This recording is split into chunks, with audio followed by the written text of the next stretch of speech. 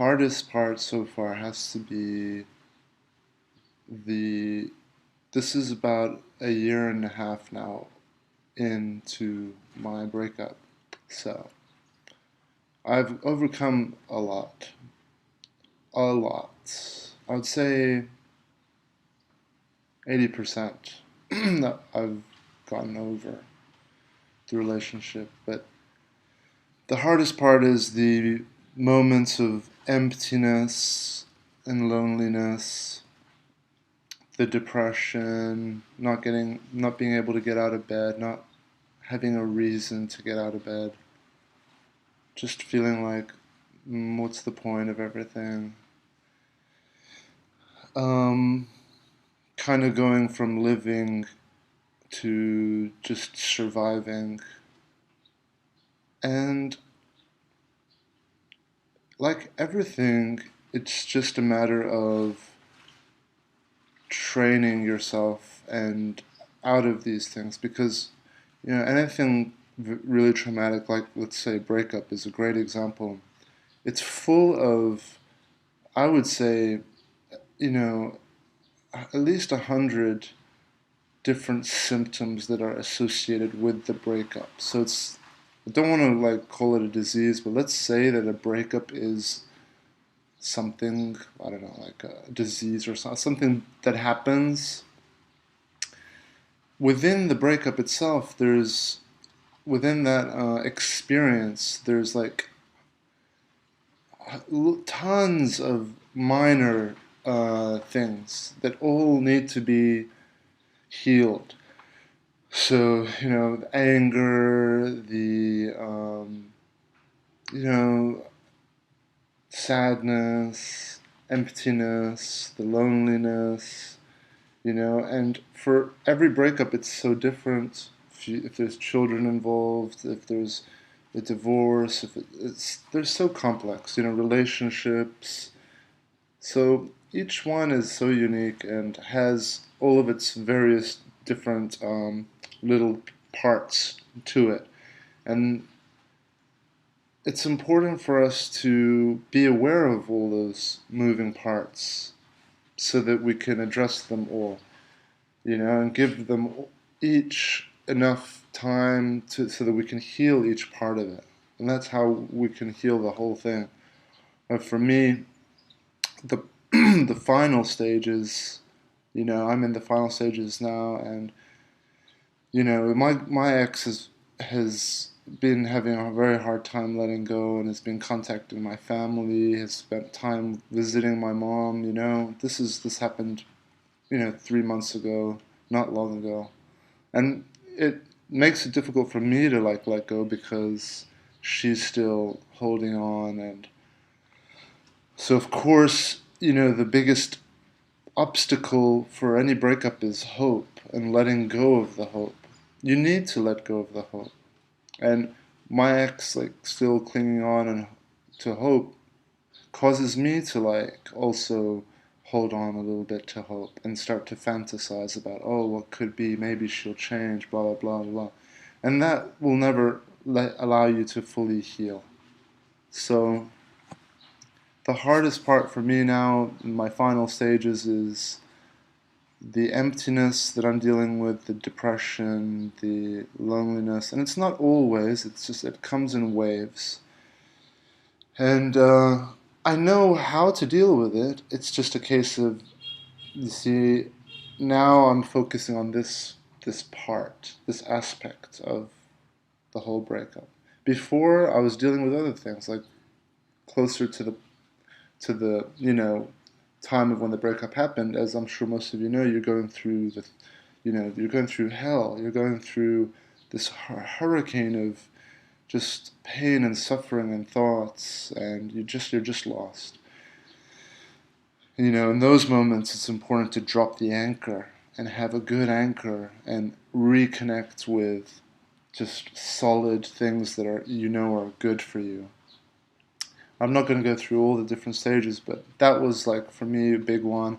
I reconnected with my health, my just trying to be the best I could be, physically, mentally, spiritually, every day, reading, working, positive things only going into my mind. Cut out all the sad music, all the sad movies, and it sucks for me because I love all that kind of like epic, dramatic, sad, emotional. I love all that stuff. So for me, I had to really switch, watch more like the animations, which now I love them. They're colorful, and anyway, I'm rambling now, but going back to, so then another stage was, I would say the biggest stage that I've experienced so far that has helped me to move on was the stage I never thought I would get to, which is forgiveness. I never thought I would be able to forgive her. Genuinely forgive her. I thought like, okay, maybe I can just be like, yeah, yeah, okay, it's water under the bridge. But deep inside, I'm like, I hate you. I hope your life gets ruined, you know. But I think what it was when she started, coming after me and having a really hard time. I genuinely like started to um, feel that because I had been through that, I did not want anyone to be experiencing that. It's just so painful, and I just didn't want her to be experiencing that. And I guess that's perhaps a sign of some of the true love that existed between us, because true love is exactly that. It's when you're selfless, when you care about someone else more than you. Um, that's not necessarily right. I mean, true love, you've got to love yourself first, okay? But it's not a selfish love. It's not like a coming from a place of lack and need. It's coming more from a place of abundance, which means like you're not a needy person. You love yourself, you're happy, and you are caring about other people. So it is selfless, as I did say earlier, except it's not only selfless. So don't confuse that. A lot of people confuse true love and think that it's only selfless love, and they forget about themselves. And then they don't realize that they're just hurting everybody and hurting the world. Because you can only help other people and truly love other people when you are taking care of yourself and you have love in your heart.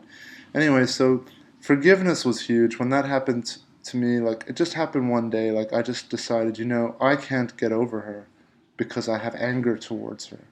And your anger will help you in the beginning stages. So don't worry about that. It's okay to be angry. The first 6, 8 months, even first year maybe, like your anger is going to help you because anger is one step up above sadness and depression. So it's a natural thing. You get angry, it's full of energy, it's full of life. All right, that's fine. Just be aware, don't turn into a victim because victims like to blame other people. And if you brand yourself as a victim constantly, you're going to turn into one. You'll be a complainer, you'll be weak. No, you want to be independent and strong. So just be aware that your anger comes in to help you. Go with it, allow it, but you're going to get to a point where you're going to realize I can't move on, I can't get over my ex, and it's for me it was because I was still angry at her. So for my own sake, really, I just went to bed one night and I started praying and like forgiving her for everything. And it's amazing how all the stuff that I was angry at her for was coming out in the forgiveness. Like I was forgiving her for, never truly loving me, forgiving her for using me. And I could be wrong about all this stuff. Maybe she didn't use me, maybe she did love me, but it's not important. What's important is what you believe. And you need to forgive a person for what you think they did. So, I was just listening it, and I tell you, like, I felt amazing after. I felt so much better. And then, like, the next day, I started doing it more. And then I did it after that. I started journaling, forgiving her, and, just, you gotta, like, exercise it, okay? And then, like, it really, like, became genuine. Like, right now, like, I really don't have anything bad towards her. Sometimes, like, something will come up, and I'll be like, what a bitch, like, can't believe, I put up with that or whatever, yeah? But then you gotta let go and be like, no, it's okay. No one's perfect.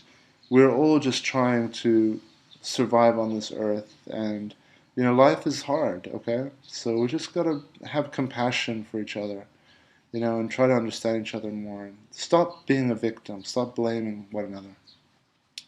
But now, like in my final stages, I'm dealing with these waves of emptiness and loneliness and sadness and depression, and I just wanted to share with you all what I believe is the way to heal it and what I'm doing, because some people out there might already be there and might as well share what I have learned. And basically, you're gonna feel like that if you are, again, comparing where you are with somewhere else. I was watching a good Eckhart Tolle video yesterday, and it's so true. Like where you are, just be grateful. Like you're breathing, you're in a good environment, you're safe. All right, sure, you might have a lot of things that you need to work out and figure out in your life, but for the moment, just unplug. Dive on your bed and just relax. Don't feel like you need to do anything, and just chill. Unplug the laptop, the phone, put them away. Get rid of stuff like just go sit down and just do nothing. It's so re-energizing. I've found that by trying to keep myself positive, what I've done is I've kind of created some sort of an addiction to positivity. And you'll see these people around, they're like super energized, super positive, but it's a little bit imbalanced. It's a bit extreme. And you don't ever want to be dependent on anything in order for you to be happy. You want to have a good balance. So for me, I found like, wow, I've got like this whole ritual every day of like eating these fruit, having my dinner, watching a really entertaining, positive, uplifting movie, perhaps a little bit, but I don't know. We'll see.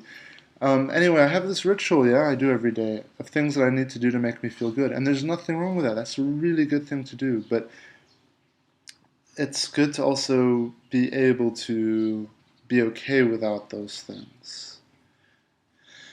And that's what I need to work on now more, is just to be okay without those things. And when those things are happening, to appreciate them, but not get taken by them. Don't get sucked in by the amazing happiness, yeah? Because enjoy the happiness, but, be able to enjoy the the absence of those things as well. Because, look, as we grow and grow and grow, humans want better, better, better, better. We don't want to go back down the ladder. It's depressing, sad, and we're just designed to like seek out new worlds and seek out better things. And you've been eating this for 10 years, now you want to eat something better, and you just want better and better and better. So it's so important to pace yourself. Don't give everything to yourself at once. Pace yourself. Because life, who knows, they might come up with a cure to, or, medicine that's going to keep us all alive for forever. So you don't want to do everything all at once. Don't blow it all. Yeah? Pace yourself. And some people will be like, well, you only live once, you should just enjoy it. The thing is, yeah, enjoy it. Why do you have to do everything to enjoy life? Like, learn to enjoy sitting in a park, you know?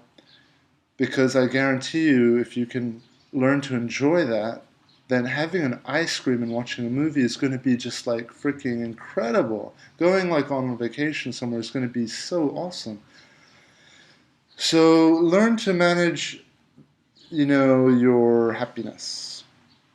Okay, and you have to keep it in balance, and part of managing happiness is to fast. Not like depriving yourself and torturing yourself, but it's like all about just pacing yourself, and I like sometimes having schedules, like on Fridays, maybe it's pizza day. On Tuesday, you get yourself a burrito, or Saturday or Sunday, you go out, you go travel, you go to the beach or something.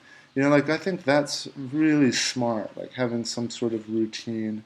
You don't have to stick with it, but anyway, that's my video, 15 minutes. So much for going for 5-minute videos, but good luck, everybody.